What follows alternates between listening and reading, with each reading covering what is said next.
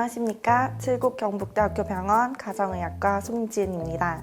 장마가 끝나고 불볕더위가 지속되고 있습니다. 여러분은 뜨거운 여름을 잘 나고 있으신가요? 30도를 넘는 뜨거운 날씨와 높은 습도로 인해서 여름은 각종 병에 걸리기 쉬운 계절입니다. 저와 함께 여름철 건강을 위협하는 온열 질환과 냉방병에 대해서 살펴보고 건강하게 여름을 보내는 방법에 대해서 알아보겠습니다.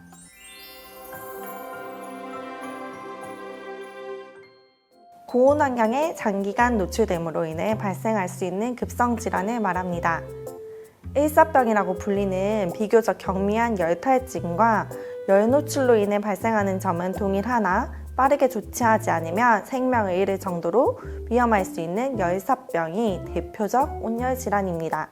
그 밖에도 열경련, 열실신, 열부종, 열발진이 있습니다. 우리 몸은 항상성 기전을 가지고 있는데요. 시상하부의 체온 조절 시스템에 의해서 37도의 체온을 유지하고자 합니다.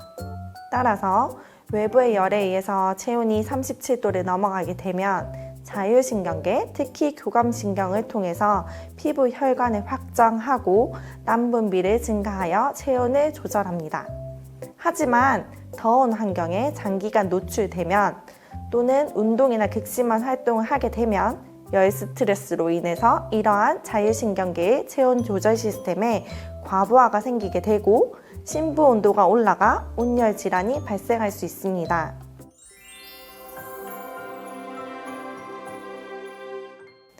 뜨거운 여름날 야외 활동을 하거나 작업과 같은 신체 활동을 하였는데 머리가 아프고 어지럽고 구역질, 구토를 하거나 심장박동이 빨라지고 근육통, 경련 등의 증상이 나타난다면 열탈진을 의심할 수 있습니다.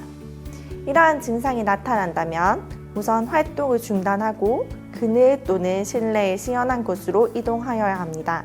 또한 차가운 물을 마시거나 통풍이 잘 되게끔 겉옷을 벗거나 느슨하게 하고 충분한 휴식을 취하여야 합니다. 탈수는 온열 질환을 악화시킬 수 있기 때문에 야외 활동 시에는 수분 섭취 및 전해질 섭취가 중요합니다. 열탈진 등 대부분의 온열 질환은 시원한 곳으로 옮기고 수분 및 이온 음료, 소금물로 전해질을 보충해주면 대부분 후유증 없이 회복됩니다. 하지만 심장질환, 신장질환 등 기저질환이 있거나 수분과 전해질 보충에도 증상이 호전이 되지 않는다면 의료기관에 내원하여 진료를 보셔야 합니다.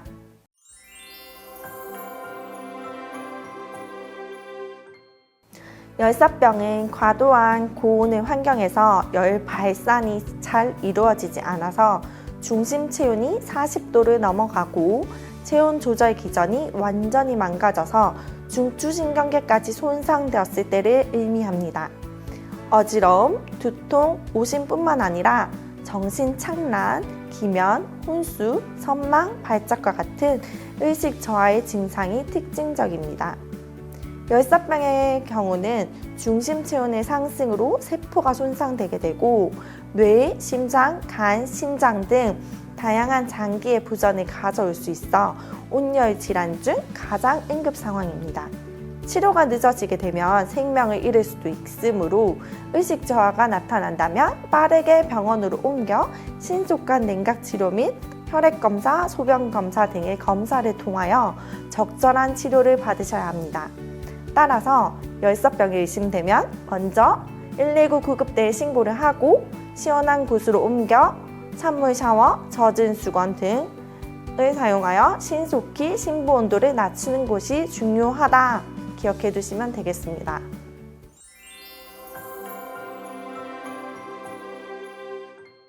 열탈진, 열사병 모두 열 스트레스로 인해서 발생하게 되고 오심, 구토, 두통, 어지러움, 근육통, 경련, 피로 등의 증상이 나타납니다.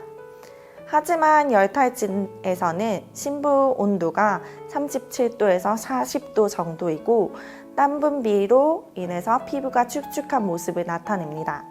열사병에서는 40도 이상의 높은 심부 온도가 측정이 되고 더 이상 땀이 나지 않기 때문에 뜨거우나 건조한 피부를 나타내는 특징이 있습니다. 하지만 이 열사병에서 나타나는 무환증은 사람에 따라 다를 수 있으니 피부의 상태로 열탈증과 열사병을 구별해서는 안 되겠습니다. 가장 중요한 차이는 의식 저하 유무입니다. 의식 손상의 흔적이 보이시면 열사병이니 응급이다. 119 구급대로 호출하고 병원으로 이송 전까지는 서늘한 곳으로 환자를 옮기고 얼음, 냉각 시트 등 할 수 있는 모든 방법으로 체온을 떨어뜨리고 전문 의료기관에서 냉각 치료를 해야 한다.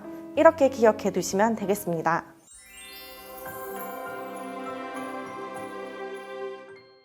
온열 질환 발생 시에는 신속한 조치 및 치료가 중요하지요. 하지만 가장 중요한 것은 온열 질환을 예방하는 것입니다. 첫 번째, 폭염, 특히 더위와 습도가 높은 시간대 12시에서 5시까지는 야외 작업 활동을 최대한 자제해야 합니다. 두 번째, 야외 작업 및 야외 활동을 해야 한다면 직사광선 노출을 피하고 작업 전후로 해서 충분한 휴식을 가져야 합니다. 세 번째, 탈수가 되지 않게끔 수분을 자주 충분히 보충해야 하며 통풍이 잘 되게끔 복장은 가볍게 하고 꽉 조이지 않는 옷으로 입는 것이 좋습니다. 온열 질환은 모든 사람에게 생길 수 있습니다. 하지만 만성질환자, 특히 심혈관 질환자, 어린이, 노인, 비만인은 열을 발산하는 능력이 손상되어 있어 특히 취약할 수 있으니 주의가 필요합니다. 이뇨제, 항우울제, 항히스타민제 등의 약물을 복용하는 사람도 열에 조금 더 취약할 수 있으니 주의하셔야 합니다.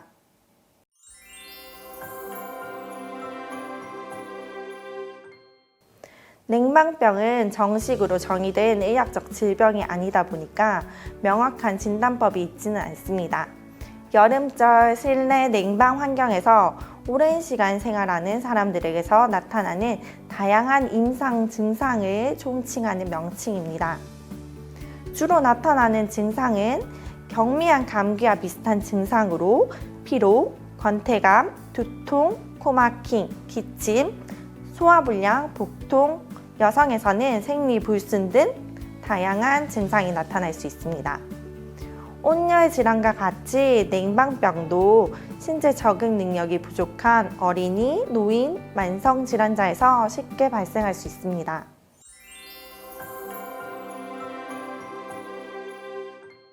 냉방병의 원인은 명확하게 밝혀진 바는 없으나 몇 가지를 생각할 수 있습니다. 첫 번째, 실내와 실외의 극심한 온도 차이입니다. 온도 차이가 10도를 넘게 되면 체온을 담당하는 자율신경계가 원활하게 작동을 하지 않게 되어서 이유 없는 두통, 소화불량, 식욕부진, 피로 등의 증상을 느낄 수 있습니다. 두 번째, 에어컨 사용으로 실내 습도가 30도에서 40도까지 내려가게 되면 코와 기관지 점막이 건조해질 수 있고 따라서 호흡기 감염에 취약해질 수 있습니다. 세 번째, 레지오넬라균 세균에 의한 감염이 원인이 될 수 있습니다. 레지오넬라균은 25도에서 42도 에어컨의 냉각수 및 배수 탱크에 서식하기에 좋으며 에어컨을 틀게 되면 오염된 공기가 순환하면서 호흡기를 통해서 질환을 일으킬 수 있습니다. 마지막으로 에어컨 가동을 하다 보니까 실내 환기를 잘 안 하게 되고 따라서 실내 공기 중에 먼지, 알레르기를 일으키는 물질이 증가하게 되어 호흡기 및 알레르기 질환을 유발할 수 있습니다.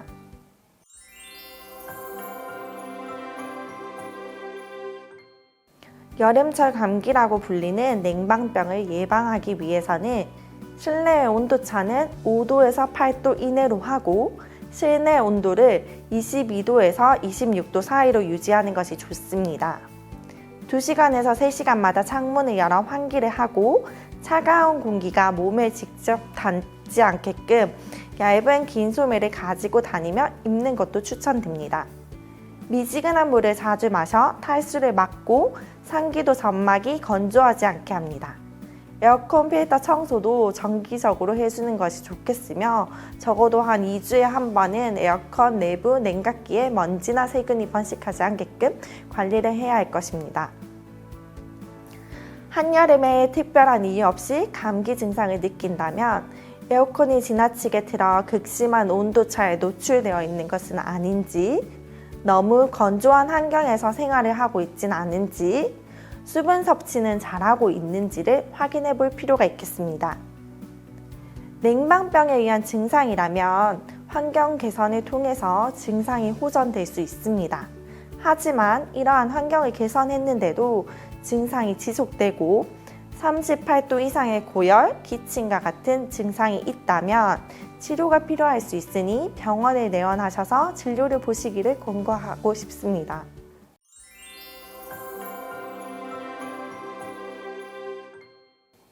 여름철 열 스트레스로 인한 온열 질환, 불볕 더위에 지나친 에어컨 사용으로 인한 냉방병은 여름철 우리 건강을 위협하는 요소입니다.